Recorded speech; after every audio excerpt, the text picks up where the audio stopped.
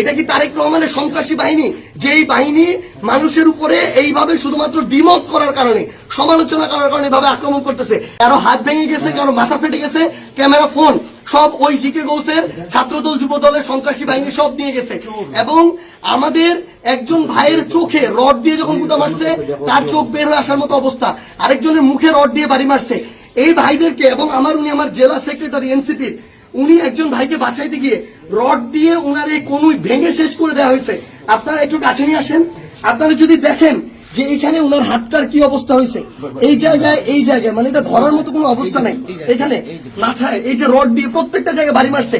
আমরা যখন আমাদের এই আহত 7-8 জন ভাইকে নিয়ে সদর হাসপাতালের দিকে যাইতেছিলাম তাদের চিকিৎসার জন্য, তখন সদর হাসপাতালের সামনে ওই 24শে জুলাইয়ের সময় যেমন খুনি বাহিনী যেভাবে আক্রমণ করছিল হাসপাতালের গেটে, ঢাকা মেডিকেলের গেটে, ওইভাবে আমাদেরকে খুনি বাহিনী, এইখানে ছাত্রদল যুব দলের সন্ত্রাসী ক্যাডাররা, জিকে গাউসের ক্যাডাররা, তারা আমাদেরকে আক্রমণ করে হাসপাতালে পর্যন্ত ঢুকতে দেয় নাই। এখন আমি যখন আমার ভাইদের নিয়ে যাচ্ছিলাম, তারা আমার হাতে পর্যন্ত রড দিয়ে বাড়ি মারছে, ইট মারা শুরু করে, এরপরে রড থেকে শুরু করে যত ধরনের তাদের লাঠি সোটা এগুলো তারা মারা শুরু করে।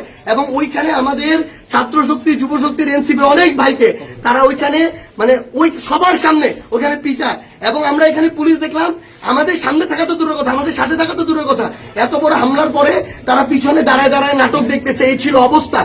এই যদি হয় বাংলাদেশের অবস্থা, তাহলে তারেক রহমানকে জবাব দিতে হবে। এটা কি তারেক রহমানের সন্ত্রাসী বাহিনী, যেই বাহিনী মানুষের উপরে এইভাবে শুধুমাত্র ডিমক করার কারণে, সমালোচনা করার কারণে এভাবে আক্রমণ করতেছে। সালাউদ্দিন আহমেদকে জবাব দিতে হবে। তারা কি এই জিকে গাউসদেরকে এই সন্ত্রাসী কার্যক্রমের টিকাদারি দিয়ে রাখছে কিনা, এর বিচার না হওয়া পর্যন্ত আমরা হবিগঞ্জে আছি। যদি পারে আমাদেরকে মেরে ফেলবে, এখান থেকে প্রয়োজনে আমাদের লাশ যাবে, কিন্তু এর বিচার, এর জবাব তারেক রহমানকে দিতে হবে।